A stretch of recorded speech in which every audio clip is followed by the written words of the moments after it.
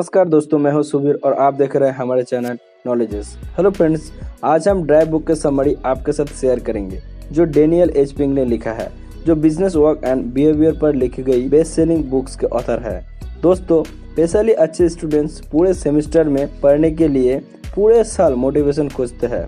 Steve jobs, सुंदर पिचाई, लेकिन exam के जब रूटीन आते हैं हमारे पास, उस दिन से जैसे मोटिवेशन हम लोगों को खोज लेते हैं और इसके कारण दबाव और प्रेशर में आके खाना पीना पूरे छोड़ के दिन रात से पढ़ाई करने लगते हैं और इसके बाद पढ़ाई करने के टाइम में ये सोच के महसूस करते हैं कि अगर पहले से पूरे सेमेस्टर में या पहले से अगर पढ़ाई अच्छे से किए होते तो आज ऐसे दिन मुझे देखना नहीं पड़ता। अगर आप भी ऐसे सेम प्रॉब्लम में हो तो इसके सॉल्यूशन आज हम आपके साथ ड्राइव बुक से शेयर करेंगे। एक्चुअल में वो कौन सा चीज है जो असल में हम लोगों को मोटिवेट करते हैं। डेनियल इस सवाल के आंसर 40 सालों से रिसर्च करके इस बुक को लिखा है, जो one of the best selling popular book में से एक है। तो देखते हैं हमारे लाइफ के लैक ऑफ मोटिवेशन के सॉल्यूशन क्या है। यदि 90% मार्क्स मिले तो घड़ी या तो छोड़ी, ऐसे टाइप के मोटिवेशन के साथ हम बचपन से मिलते जुलते आ रहे हैं और सुनते आ रहे हैं, जिसको author characteristic approach of motivation कहते हैं। लेकिन ये अप्रोच 20th सेंचुरी के लिए ठीक थे, लेकिन 21st सेंचुरी के लिए ये आउटडेटेड हो गए हैं। ऑथर यहाँ पे मोटिवेशन को 3 अलग अलग लेवल पे डिवाइड किया है। पहला या फर्स्ट है मोटिवेशन 1:0 या बेसिक नीड्स। इस मोटिवेशन के ड्राइवर है बायोलॉजिकल नीड्स, जैसे सर्वाइवल, कलेक्टिंग फूड्स, जो 19th सेंचुरी से पहले परफेक्ट थे। दूसरा या सेकंड है मोटिवेशन 2:0 या एक्सटर्नल मोटिवेशन। इस मोटिवेशन के ड्राइवर है extrinsic motivation. Example money, house. ये मध्यम या मेथड इस एंजम्पशन के ऊपर बेस करके बना है, जो हम लोग हर टाइम में रिवॉर्ड पाना चाहते हैं और पनिशमेंट को हर टाइम अवॉइड करना चाहते हैं। जो 20th सेंचुरी के लोग केवल टीवी देखते हुए या तो रेडियो खरीदने से खुशी होते थे, ये तभी के लिए परफेक्ट थे। तीसरा या थर्ड है मोटिवेशन 3:0 या इंटरनल मोटिवेशन। इस मोटिवेशन के ड्राइवर है intrinsic motivation. Example passion, curiosity, जो कि 21st सेंचुरी के लिए परफेक्ट है।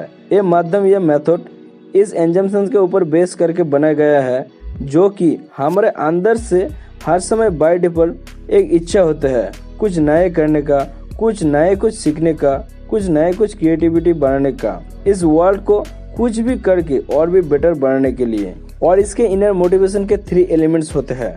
फर्स्ट एलिमेंट्स है ऑटोनॉमी। ऑटोनॉमी मतलब खुद के इच्छा से चूज करके एक्शन लेने का फ्रीडम। इसका 4 एलिमेंट्स होते हैं। नंबर 1 टास्क, कौन सा काम करने में आपका इच्छा है। नंबर 2 टाइम, कब करना आप पसंद करते हो। नंबर 3 टीम, मतलब किसके साथ करने में आप पसंद करते हो या इंटरेस्ट हो। और नंबर 4 है टेक्निकल, कैसे काम करना या कैसे करना आप पसंद करते हो।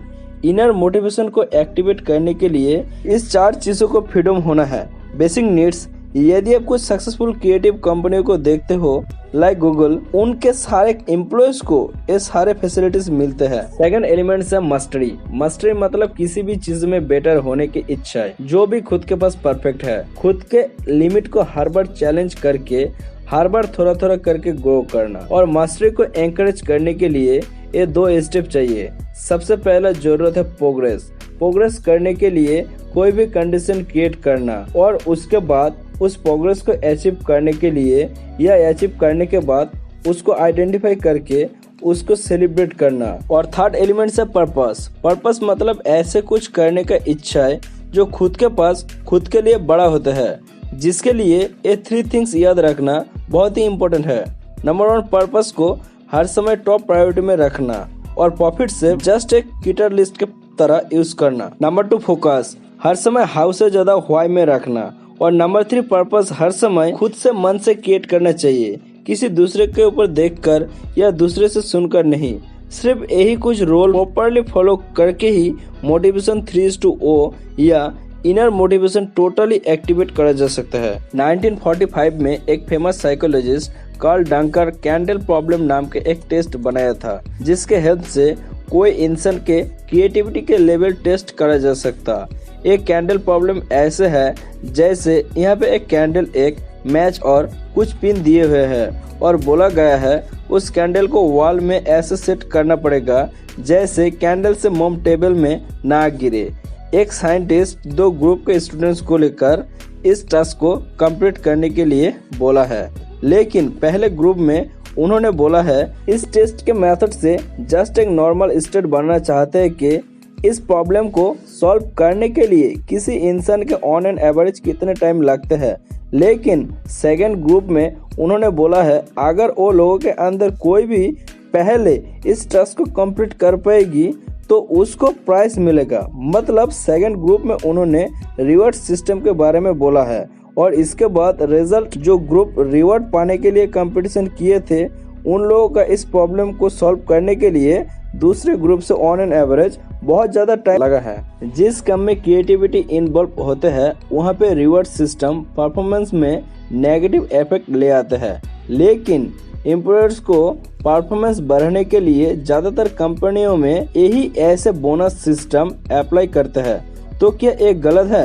यदि वो कंपनियों के एम्प्लॉयज सिर्फ मैकेनिकल काम करते हैं तो ये बोनस सिस्टम और रिवॉर्ड देने का सिस्टम ठीक है, जिसको ऑथर इफ देम रिवॉर्ड कहते हैं। If you do it then you will get that. लेकिन अगर वो कंपनी उनके एम्प्लॉयज के लेकर कोई भी क्रिएटिव वर्क करते हैं जहाँ पे नए कुछ चीज़ें के बारे में सोचना, नए कुछ इनोवेटिव के बारे में सोचना, ऐसे सारे चीज़ें इन्वॉल्व होते हैं, देन वहाँ पे a bonus system reward apply करना टोटली गलत होता है। यहाँ पे नाउ देन रिवॉर्ड यूज करना चाहिए। मतलब टास्क कंप्लीट करने के बाद सरप्राइज या कोई रिवॉर्ड देना सिर्फ रिजल्ट के ऊपर ज्यादा फोकस ना करके एफर्ट के ऊपर किसी भी बारे में अच्छा ही बोलना या सबसिया देना, क्योंकि इस टाइप के बारे में फिजिकल रिवॉर्ड के बदले पॉजिटिव बातें या फीडबैक या सबसिया देना चाहिए।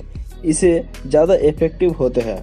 और एक बात, यदि रिवॉर्ड नीड के हिसाब से बहुत ज़्यादा ऑफर किया जा सकता है देन परफॉर्मेंस के बढ़ाने के बदले उल्टा परफॉर्मेंस कम हो सकता है। जैसे मान लो एक मोटर का रिपेयरिंग सेंटर में मैकेनिक को बोला गया है यदि वो एक महीने में 50 से ज़्यादा कार रिपेयरिंग कर सकते हैं तो उसको डबल बोनस दिया जाएगा। तो हो सकता है वो मैकेनिक वो सारे कस्टमर को, मतलब जिस किसी के कार में सच में कुछ समस्या या दिक्कत या प्रॉब्लम नहीं है, उन लोगों को भी बोलना शुरू कर देगा कि उन लोगों के कार में प्रॉब्लम या दिक्कत है। इसमें कस्टमर ना होके उल्टा गुस्सा हो जाएगा या तो बहुत बुरा गिल्टी फील करेगा। इसीलिए रिवॉर्ड सिस्टम को भी अच्छे से यूज करना आना चाहिए। तो ऑथर इस बुक में हमें मेनली बताते हैं कि इनर मोटिवेशन को एक्टिवेट करने के लिए सबसे पहले चाहिए खुद के इच्छाओं से चूज करने का फ्रीडम। सेकंड, उस काम में मास्टर होने में ध्यान रखना। और थर्ड है ऐसे कोई पर्पस को टॉप प्रायोरिटी में रखना जो कोई सेल्फ इंटरेस्ट के साथ रिलेटेड नहीं है और जो खुद के पास खुद से बढ़कर है। जैसे ऑथर ने बोला है, the secret to high performance is our deep seated desire to direct our own lives, to extend and expand our abilities and to make a contribution। अगर ये वीडियो आपके लिए थोड़ा भी हेल्पफुल हुए तो वीडियो को लाइक करें और कमेंट करके हमें बताएं आगे किस टॉपिक या किस बुक के बारे में आप जानना चाहते हैं। हम जल्द से जल्द वो वीडियो आपके लिए लेके आएंगे। दोस्तों, वीडियो को एंड तक देखने के लिए और लाइक करके हमारे उत्साह बढ़ाने के लिए और हमारे चैनल को सब्सक्राइब करने के लिए आप सभी को दिल से धन्यवाद।